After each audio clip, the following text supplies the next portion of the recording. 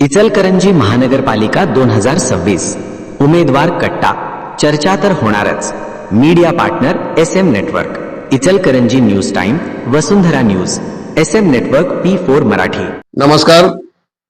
प्रभाग क्रमांक 10 चे भाजपचे इच्छुक उमेदवार असलेले किरण पवार व सौ आरती किरण पवार हे आपल्याशी जोडले गेलेले आहेत। आपण त्यांना विचारूयात या निवडणुकीत आपली ध्येय धोरणे काय असणार आहेत। नमस्कार, मी आरती किरण पवार। मी प्रभाग क्रमांक 10 मधून भाजपकडून उमेदवारीचा अर्ज भरला आहे।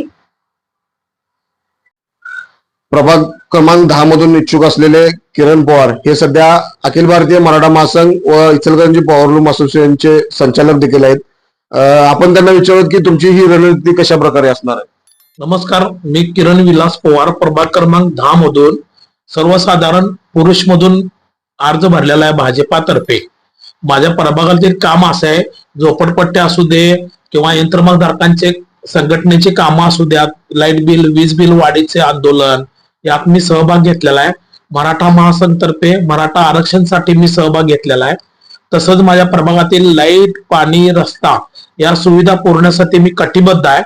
मला यातनं जर मोठे पद मिळाले नगरसेवक वगैरे तर मी भागातील सर्व समस्या सोडवण्यासाठी कायमस्वरूपी प्रयत्न करणार आहे। माझ्या भागामध्ये 15,254 मतदार आहेत।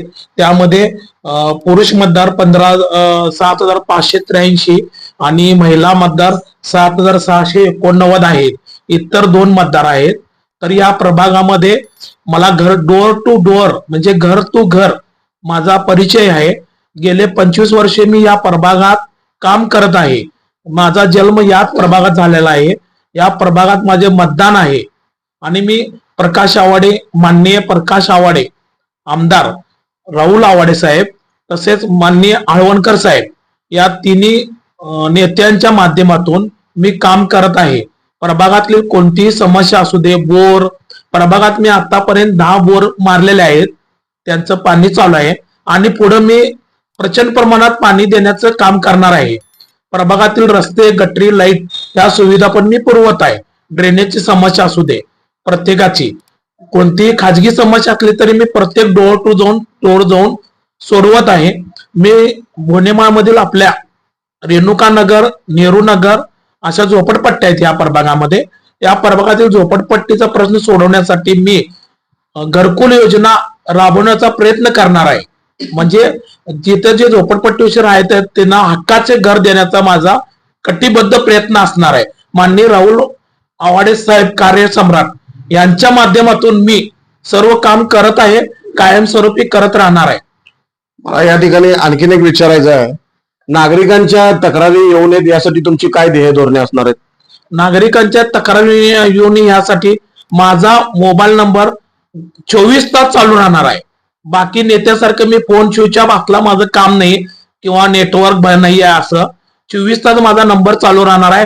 गेले मी जन्मल्यापासून आतापर्यंत मी वडिलांच्या 18 वर्षापासून मी मतदान करतोय, तेव्हापासून माझा नंबर एकच आहे।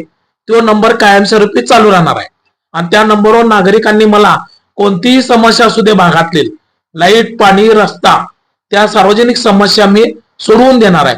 तसंच मी गणपती, शिवजयंती, नवरात्र उत्सव मध्ये हरिरीने भाग घेऊन त्या उत्सवात भाग मी स्वतः घेऊन ते उत्सव चांगल्या पद्धतीने राबवण्यासाठी प्रयत्न करत आहे।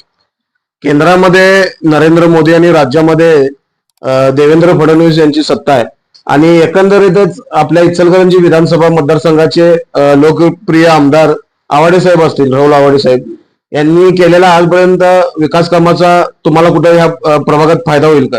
हा, होणार की। माननीय कार्यसम्राट माननीय डॉक्टर राहुल साहेब आवाडे यांनी केलेल्या कामाचा आम्हाला 99% फायदा होत आहे, कारण त्यांच्या आमदार फंडातून इचलकरंजीमध्ये भरपूर विकास कामं सुरू आहेत आणि कायम चालूच राहणार।